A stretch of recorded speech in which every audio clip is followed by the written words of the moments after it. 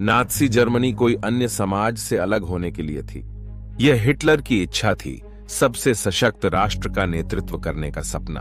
तकनीकी रूप से, सैन्य रूप से, वैज्ञानिक रूप से जर्मनी को दुनिया की ईर्ष्या होनी थी।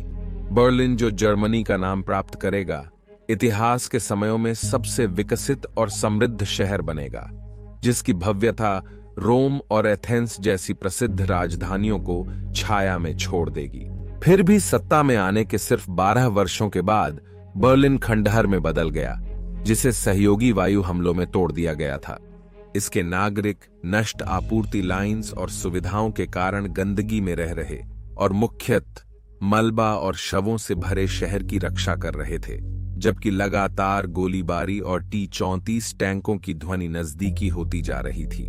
मलबे के नीचे एक सीमित बंकर में, जो अंत के लिए बनाया गया था, हिटलर और उनका नात्सी जर्मनी दोनों ही नष्ट होने की आसन्न स्थिति का सामना कर रहे थे।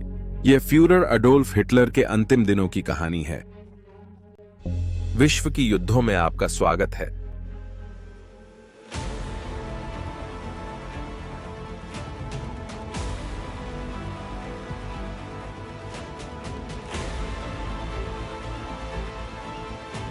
अंत तक बने रहे, फ्यूरर अडोल्फ हिटलर के अंत तक बने रहे।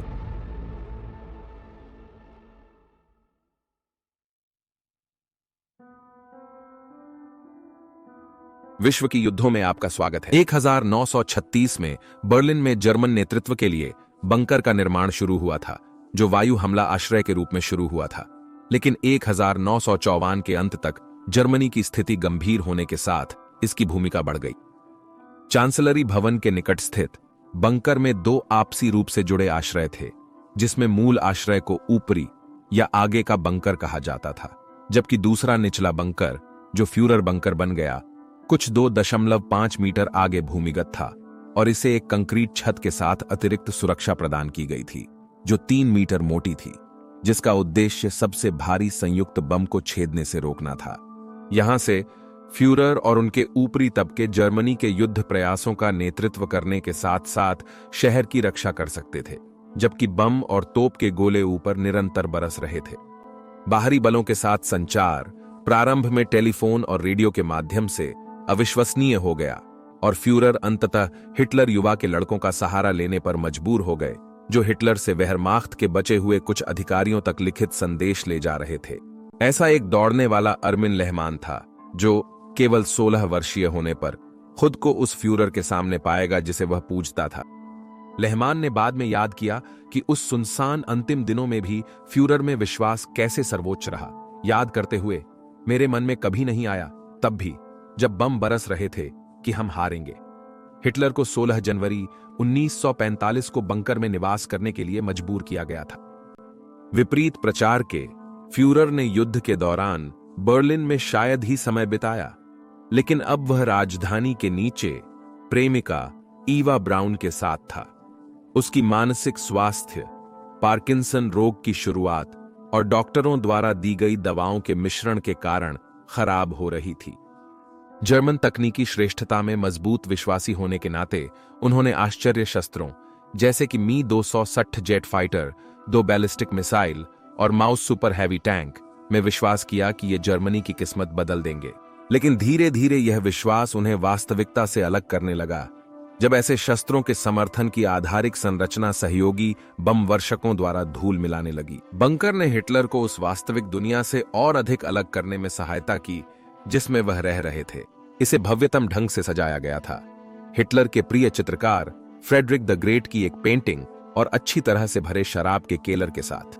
हिटलर के लिए युद्ध की स्थिति बंकर की सेवाओं के कारण सुरक्षित और दूर थी, जो उसे संपर्क करने में संभवतः असमर्थ थी। लेकिन 1945 के मार्च और अप्रैल के बीच उसकी जर्मनी के रक्षा नेतृत्व की क्षमता पर प्रभाव पड़ा। बंकर साझा करने वालों को सच्चाई पता थी। यह निराशा का मंदिर था, जहां कई लोग अपने नजदीकी विनाश से बचने के उपाय खोज रहे थे। हिटलर के निजी सचिव मार्टिन बोरमन वाइनसेलर की यात्रा और सोवियत संघ सेना के बलात्कार दल से छिपी महिलाओं के साथ अपनी विलासिता में लिप्त होने के लिए प्रसिद्ध थे। 16 वर्षीय लेहमान जैसे एक समर्पित युवा नाजी की आस्थाएं बंकर में मौजूद लोगों की पतनता से हिल गईं, जिन्हें उन्होंने देखा जब उन्हें अपने संदेश मिले और फिर वे शहर के रक्षकों और लाल सेना की सड़क की लड़ाई में वापस उभरे। एक बार सेक्स और शराब के उत्सव के बाद लहमान ने देखा कि बंकर के बाहर दो भूखे आदमी एक अभी भी जीवित और दर्द में घोड़े को खाने के लिए काट रहे थे। ऐसी ही हालत सामान्य नागरिक की थी।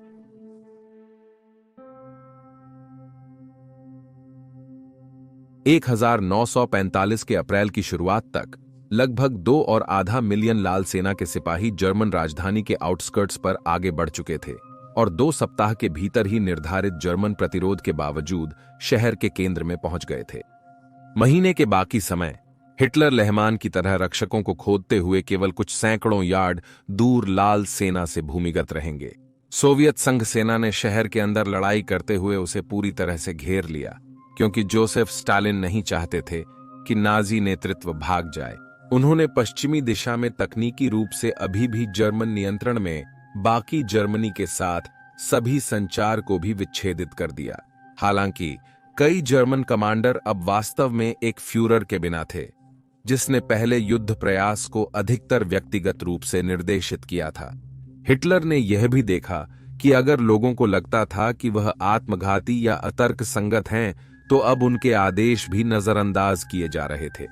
इसके परिणाम स्वरूप उन्हें तंत्रिका विक्षेप हुआ और उन्होंने पहली बार युद्ध में हार की घोषणा की। उन्होंने आत्महत्या के सबसे विश्वसनीय तरीके की जांच शुरू कर दी, जिससे बंकर में मौजूद लोगों को लगा कि वे एक आत्महत्या पैक्ट का हिस्सा हैं।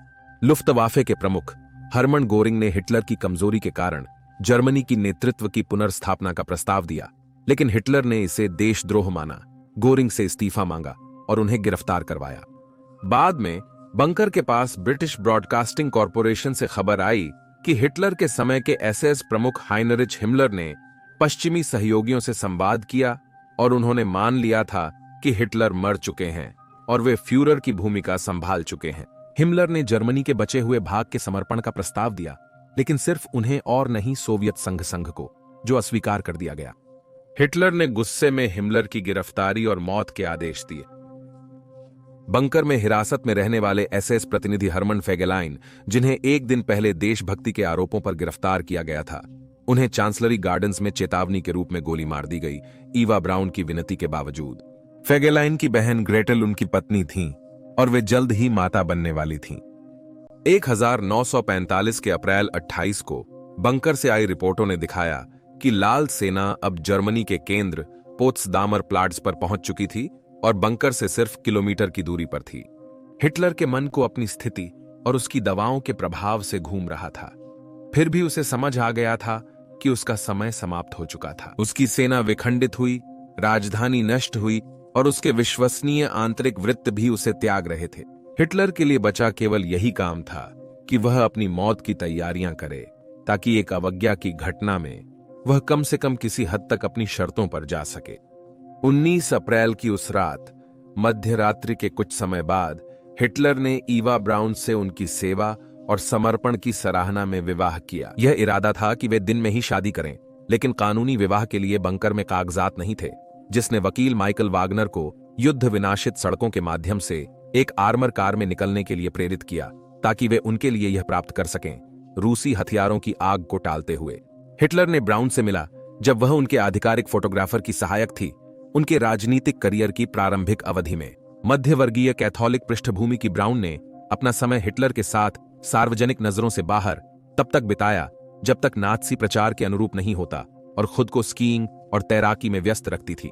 हालांकि उनका हिटलर के राजनीतिक जीवन या युद्धकालीन निर्णयों पर प्रभाव नहीं था, उन्होंने उन्हें असाधारण जीवन में सामान्यता दी और उन्हें कल्पना या क्रोध के प्रवृत्तियों पर नियंत्रण रखने में मदद की।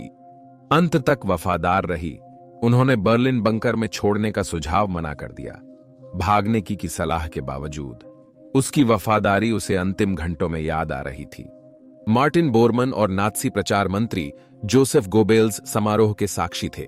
शादी के रिसेप्शन और नाश्ते के बाद हिटलर ने अपने सचिव के साथ विराम लिया और अपनी अंतिम इच्छा लिखवाई, जिसमें उन्होंने जोसेफ गोबेल्स और कार्ल बर्निट्स को मृत्यु के बाद कैंसलर और राज्य प्रमुख की भूमिकाएं संभालने के लिए निर्दिष्ट किया। उन्होंने अपने और अपनी नई पत्नियों की मौत के बाद की व्यवस्थाएं की, जिसे उनके सहयोगी बेनितो मुसोलिनी और उनकी प्रेमिका की इटली की घटनाओं से प्रेरित किया गया था। उन्हें एडोल्फ हिटलर की अंतिम छवियां लैंप पोस्ट पर लटकी हुई देखने की इच्छा थी, मांस की तरह कसाई की दुकान में।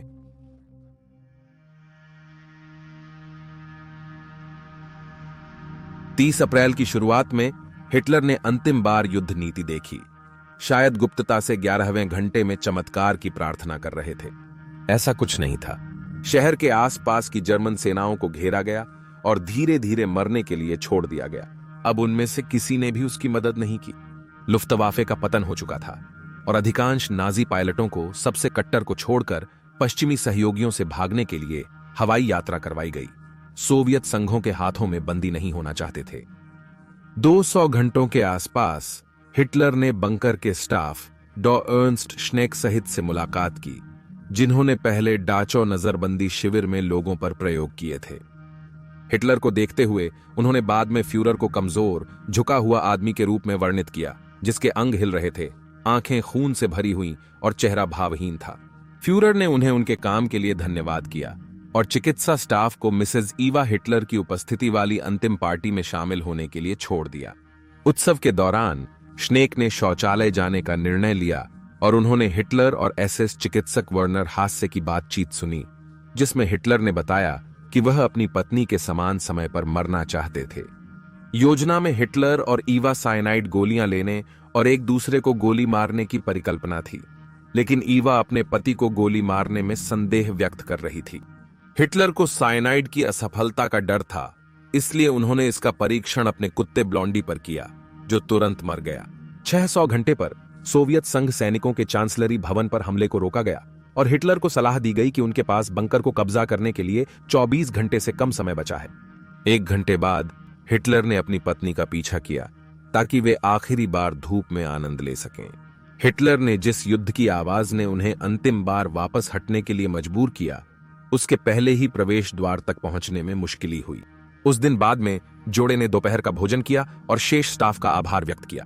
हिटलर ने पहले यह कहा था कि सभी को अंत तक लड़ना होगा, वरना कायरता के लिए गोली मार दी जाएगी, पर अंत में उन्होंने विलाप किया और कुछ लोगों से कहा कि वे संध्या के समय लाल सेना के पकड़े जाने की बजाय भागने की कोशिश करें।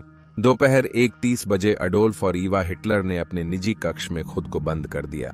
यह उन्हें जीवित देखने का अंतिम समय था। कुछ घंटों बाद हिटलर के निजी सेवक हाइंज लिंगर और मार्टिन बोरमन ने कमरे में प्रवेश करके उनके बेजान शरीरों की खोज की।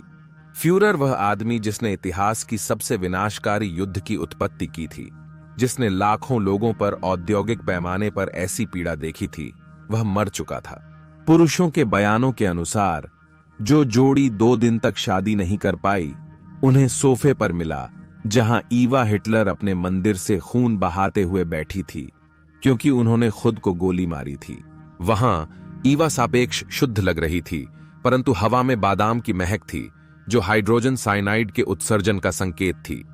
हिटलर का शरीर एक कालीन में लपेटकर चांसलरी के पीछे के बगीचे में ले जाया गया, जहां उन्हें अपने कुत्ते ब्लॉन्डी को चलाना पसंद था। उन दोनों पर पेट्रोल डालकर उन्हें कठिनाई के बावजूद आग लगा दी गई। जल्द ही लपटें शरीरों को ढक लेती हैं और उन्हें पहचाने जाने से परे नष्ट कर देती हैं, इतिहास के सबसे बुरे आदमी को खत्म करती हैं। लेकिन जबकि शारीरिक अस्तित्व शायद चला गया हो, तानाशाह की धरोहर आज भी विभिन्न रूपों में जीवित है। हिटलर और उनके अधीनस्थों के घिनौने कार्यों ने दुनिया को आकार दिया। हमारा इतिहास मानवता की कोशिश है समझने की कि एक व्यक्ति कैसे विनाश कर सकता है और उसे फिर से होने से कैसे रोका जा सकता है।